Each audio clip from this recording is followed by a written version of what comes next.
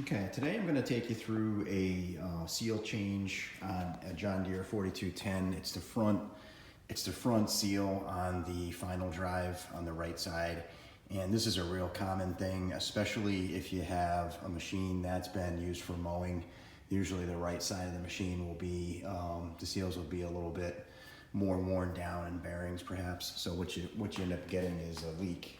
Could be minor on the seal that's on the final drive, and that's just the shaft that comes out of the drive, and it connects the hub assembly to the shaft area. It's a real heavy duty seal, so it takes quite a bit for it to wear out, but this machine's about 20 years old. It was used for mowing, and sure enough, on the right side, both the seals need to be changed. And the reason is because when you mow, you usually go in a circle and you usually make a left-hand turn because the chute's on the right side of the machine. So that's really why you see a lot of these on the right side that tend to leak a little bit, and that's just because you're going in a circle or taking a corner constantly to the left side because the chute of the mower is on the right side, and you don't want to recut what you just cut in a lawnmower type scenario. So what I'm going to take you through is just a basic seal change on these. Really easy. You have to clean this up a little bit, and then you take off all the bolts that are on the housing that hold this whole spindle in place. And when you pull that out, there's a simple snap ring on the other side, and you just use a small press to press the hub off the bearings, and then you can change the seal fairly easily once you do that. If you don't have a press, you can actually do this with a vise, or you could do it with a mallet and a small sledgehammer. Just be really careful not to dent or just crush the back of the shaft, so you don't have a problem getting the bearing back on. But I'm going to take you through it. I'll show you what I mean, and it'll be fairly straightforward.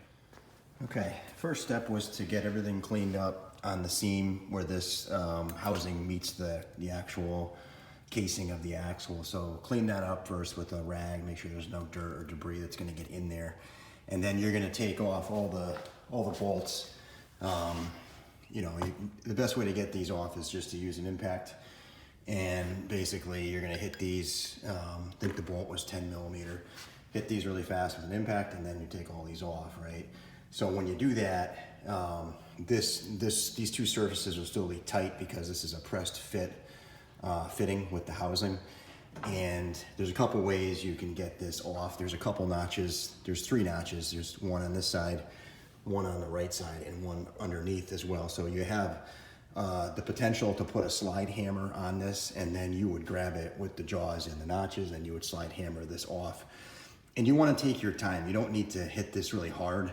The best way to get these types of fittings apart is to tap it, maybe 20 times gently versus trying to hit this once or twice and trying to ram this out. Because if you pull this out and it comes out right away all in one shot, this is really heavy. This is going to break your oil pan. It's going to hit your floor. Oil is going to be everywhere, and you could hurt your hands obviously if you get your hands underneath this. So whenever you slide hammer stuff out that's a pressed fit, take your time. What you're looking for is movement in between these two pieces. As soon as you notice any movement, which is the separation of the outer piece to the inner housing, you want to really go easy. Just take your time with it, and you'll see it move. And eventually it'll be to a point like this where it's separated, but it's still attached, and you just want to take your hands now and pull this out gently. All the oil is going to fall out. Make sure you got an oil pan below it so you can catch your oil. And that's pretty much it. Another tip I can offer is when you put the machine up in the air like this, tilt the axle so that the left of the machine is lower than the right. So the right axle right now is higher than the left side, and that keeps all the oil that's in the axle housing on the left side of the machine away from the right side where we're working. And that way I only lost maybe half a quart, and the oil that was in the final drive is really the only oil that I'm losing, versus all the oil in the axle housing would be lost if this axle was tilted the other way towards me. So that's a good tip where you can not lose as much oil. It makes less of a mess, and That's usually what I do. So if you're working on one side, always tilt the axle up on this side. You keep the other side lower, keeps all your oil to that side of the machine versus the side that you're working on. So also, if you don't have a slide hammer, so slide hammers are one of those tools where you use them once in a great while. Lots of people don't have those, the slide hammers for that reason, but if you don't have one, you can actually use a small mallet like this, and this is a small sledgehammer, and what you can do is gently just tap around the hub, right? So you're kind of using the hub as your puller, but just do it gently. And like if you take your time around this, it won't break any of the hub assembly, it won't put any pressure on that bearing. It'll simply work its way out. So you could tap this, go around it 3 or 4 times, and you will start to see that separate. Okay, the final drive is out of the housing and it just pulls right out. What I do, you don't have to do this because this housing can go in any way. The bolts are not spaced differently on any one of these bolts here. But what I do anyways, just because I don't want to introduce any more problems as I'm working on this, I'll mark exactly how it was on. So I've got a mark here, and then I've got a mark on top. So you know, you don't have to do this, but my theory is that the less you change, the less problems that you might introduce when you put this back together. What you don't want to happen is, yeah, you fix the seal and now you put it together not quite right, and you introduce yet another problem that you have to fix to pull it all back apart again. So that's what I do. Again, you don't have to do this in the shop manual. It doesn't say this matters, but it's just kind of how I like to work. And this is it. So it's out, and you can see that there's a snap ring in the back. What you're going to do is you're going to pull the snap ring off, and then you're going to take this whole assembly, bring it to your press, and you're going to press this shaft out right here. That'll get the bearing that's pressed on there off the shaft, and it will let this fall right out. So you're just left with the actual shaft in your hand, and then you can get to that seal. The seal's in between the shaft and the housing down in here, and there's no way to change that unless you pull the axle or the shaft right out, and that's just pressed in. It's not pressed in there a lot, and honestly, this is where you could hit it with a sledgehammer if you hit it right in the center, and you didn't damage the outer edges. You know, most people don't have a press, so unfortunately, that's kind of the only option you're left with. But I do, so I'm gonna actually use a press on it. I'm gonna pull the snap ring off it and use a press on it, and then I'm gonna take the bearings off that way and let the shaft come right off, and I'll show you what that looks like. And one other thing you want to do before you press this off and take it apart is clean up the outer edge of this flange. There'll be almost like a Loctite gasket maker from the factory on here. You want to clean that up. It looks like this. There's a bunch of this basically in there. Because what's going to happen at the end, you're going to put just a very little thin layer of the oil gasket maker. This is just simple ultra black Permatex, which is good against oil, any oil mating surfaces. So again, scrape it all out, go around the whole thing. I like to use a hydraulic pick. This is for pulling hydraulic seals out of cylinders and rods. So what I do is take the pick, get it right in the crevice of the corner, the crease of that seal area. Make sure it's clean. Make sure all this is clean. Best thing to do is get all this off before you start putting things back together again, because once you start putting things back together, you don't want to get anything in behind this big gear, because it'll be caught in that area and it'll just get kind of turned around. You won't be able to get that out. So get your surfaces all clean, get everything clean before you start taking it, or before you start putting it back together. And that way you don't leave things in there by accident as you're trying to clean this up later. Okay, so this is what it's going to look like when you're on the press. And if you want to press this off, you're going to get a socket, and you're going to put that socket right in over the shaft. And as you press it through, it'll push that shaft right through, and then leave yourself, you know, a couple inches underneath so that the hub can actually drop down, and that's going to pull it right out. This is not on there that hard. I should say the bearing is not that tight on the shaft, so it's really easy to get it off. The press obviously is the way to go, but if you don't have that, you can definitely use a vise or some kind of a sledgehammer setup if you go gentle on the center of that shaft. Again, I would recommend a press if you can get one. It comes in really handy, and that's what I've got here. Okay, I've got the old seal removed, and I put the new seal in. The only thing you have to keep in mind, to get the old seal out, it's really easy. You just push it through with a you can take a little pry bar and just kind of push it through with a mallet. This is a push through opening. There's no flange on the seal, so you can push the seal right down through the actual housing here. So real easy to get the seal out. You push the old one out, looks like this, and then the new one, the way you put it in is you want the flat side out and you want the spring side in. Again, spring side in, there'll be a little spring with a compression seal on the inside, and you want to put the flat side out. The installation on these says don't put them in all the way flush, so you can do one or two things. It can show you how much you want to leave. There's a bevel that you want to leave, and I think if you were to research this, it's somewhere in the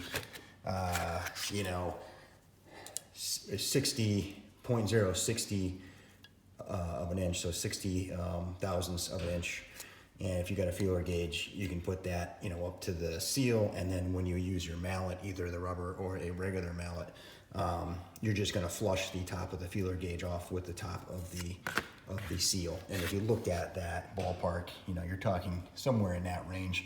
What you could say on this is where the top of the seal starts to curve, that's how deep you want to go. So there's a flat part of the seal, and then at the very top, it'll start to roll over, the round over the edge, and the round over is where you want to stop and leave that revealed.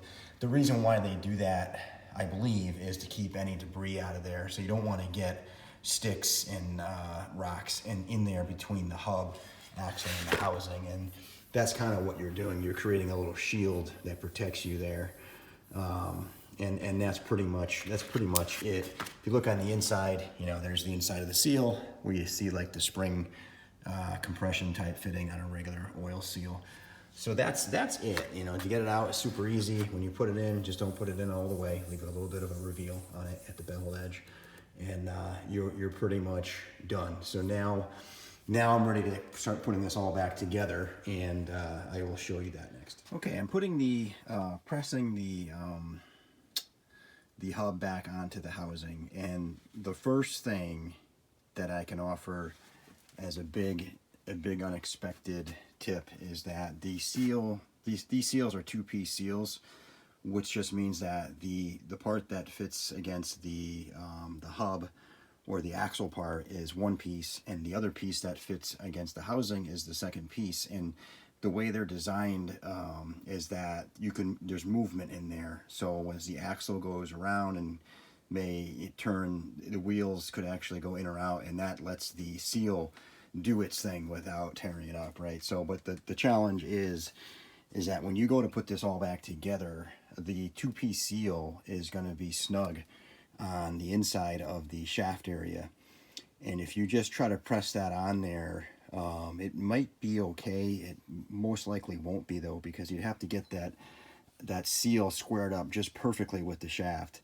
So I can tell you what I did, and I think it's probably the easiest way to do this, is to take the seal into two pieces and put the second side that goes against the shaft on, and you can put that on. It'll fit right over the hub. I don't know if you can see that, but this is the actual inner piece of that second piece of that seal. And all I did was take a mallet and a block of wood and gently go around the lip here. And again, a block of wood, don't put metal on this when you hit it, and hit it real gentle, and it'll actually go right around it. And then what you're left with is the first part of the seal will still be in the housing, right? This is the rubber part. This is the part that actually does most of your sealing, because it has the spring and the compression seal in there still. So that's going to be here on this side, right? And then you're going to have the inner part of that second seal on the hub where it should be. Now, you could do this and just press it all together and hope for the best, but the way I have done it here is that I've guaranteed that the inner part of that seal, that second part, is exactly where it needs to be, so that when you put this together, there's no issues with either this kind of being off, and then you're gonna crimp the inner part of the seal, or it may push out in a different way. So this is what I did. Okay, I'm getting ready to press this in. I wanted to just cover really quick on the different steps. So you've got the hub, you've got the assembly second, you got the inner bearing third, there's a spacer below this gear, fourth, fifth is the gear, and sixth you'll have a bearing, outer bearing. And all I'm going to do is take a large socket, and this socket goes around the shaft. So it's larger than the shaft, but small enough to still stay on the inner race of the bearing, right? So you don't want to press, you never want to press a bearing on the outer race. Always try to grab the inner race and get a socket just big enough to go around the shaft as you're pushing the bearing on. You're only going to have to push this down far enough to get the C-clip on it, and so it's not going to have to go far.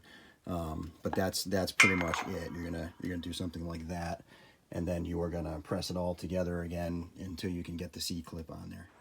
Okay, it's all pressed on. I've got the groove for the C-clip ring just at the top. The groove is just above the top of the inner race, so that will let me get the clip back on there. The way this works is that once you get it all pressed in, you should have, you know, movement of the shaft between the shaft and the assembly. Now that's where the two-piece seal, the outer part of the seal, right, which is against the hub and the shaft itself. That there is what's going to be again. That's going to be the one that you tapped on, right? That's the one you tapped on. It came apart. That's the second piece, and then the oil seal part of it is still attached to this assembly. So oil seal compression area is attached here, and then the second part of that seal is going to be the one you tapped on here. A little bit of movement in there. If you go up and down, it should not be tight. This housing should not be tight anywhere. It should be easily turnable with your hand, and it should be very smooth, very clean, everything in there. And that's pretty much, that's the full assembly. I'm going to put the ring back on, obviously, and then I'm gonna clean this up a little bit with some degreaser on the mating surfaces, and I'm gonna show you how to put this back on the machine. Okay, I've got the clip back on there. You want to get a pretty decent pair of pliers to work with these clips. They're really heavy duty, and you know, if you don't have a pair of clip pliers, then you definitely want to get some, but you're gonna need a larger size to get that off and get that on. And then the other part of this is you want to clean up the flange. I use, you know, brake or parts cleaner.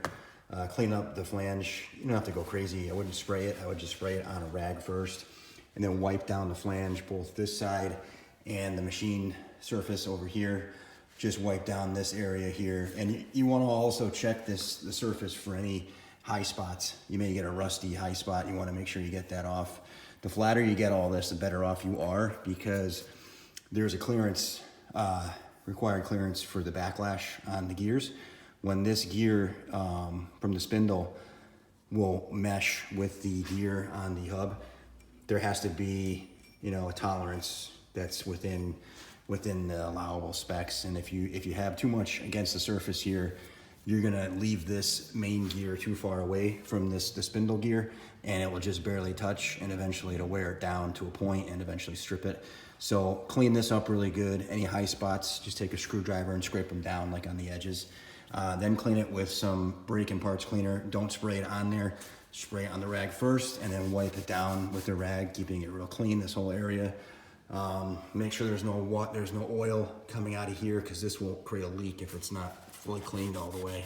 And the actual mating surface will be full of oil. So when you put the next part of this, you've got it all cleaned up, is to put a little gasket maker on there. Now, I think the recommended gasket maker is more like a Loctite from the service manual or the shop manual, but what I've always used on anything I've ever done that's just oil is the Ultra Black. Ultra Black gasket maker. This can be used on anything that has oil against the surface. So again, clean this up, and you don't need a lot. Go really, really light with this. You want to get the gasket maker in the actual heel of the fitting, if that makes any sense. So you're looking to get the gasket maker, let me get a pointer thing. You're looking to get the gasket maker in this area, right, where it's the crevice. Yeah, so this is where you want to get the gasket maker, right in there. You don't want to put a lot on the face, because you don't want to create, again, a tolerance issue if you don't get this flush enough and tight enough. So really, you're just looking to put some gasket maker right in there. Go around the whole thing and put a nice even bead, and then you should be good to go to put this back on the machine. All right, this is the finished product. Basically, what you have when you go to put this on, you're gonna wanna tighten these a little bit at a time in a star pattern, just like a tire, right? You don't have to kill all these small little 10mm bolts. You're gonna line this up. I have my notch on top, right? I created a notch on both sides, so I put this back together in the exact same holes. I don't think you can really mess that up if you didn't do the notch thing. I don't think it matters which holes you put these in, but you want to go star pattern when you tighten these, and then I put them at like 30 pounds, somewhere in there, 25, 30 pounds each. And I do it by hand, and I don't use an impact on a small bolt like that to put those on, just because I don't want to over tighten those. Taking them off, of course, impact is really fast. I definitely use that. But you put them on with the impact, but don't torque them down with the impact. You want to use your hand, or if you have a torque wrench. I've been doing this for so long, and I kind of know what 25, 30 pounds is just by the feel of it. And if you prefer, you could use a torque wrench and you can get it perfect. But that's pretty much the finished product. When you do that, if you put the right amount of gasket maker, you won't get barely any squeezing out. I had maybe a 1/16 of an inch just squeeze out around the whole thing.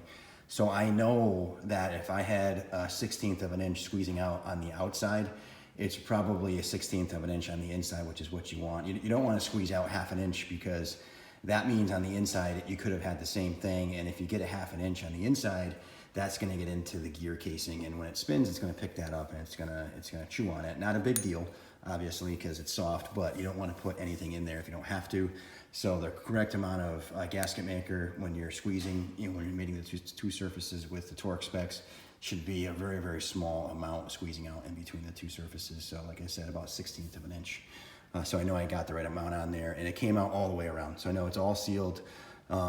The next step is going to be put the oil, take the jack stand off this side, get the axle level again, and the oil will start to fill the final drive that I just worked on. And then I will fill also up to the fill point on the dipstick up in the axle area. So I'll know that I've gotten all the oil I need back in there, and it didn't really lose that much. I lost 1/2 quart, so that's not bad. This holds about 4 quarts at least. I would say more than that maybe, if you did both sides. So that's pretty much the end of the project. I think this is something you could definitely do yourself. It's super easy. The big pointer I can offer you is that the new seal is not a 1-piece seal. It's a 2-piece seal.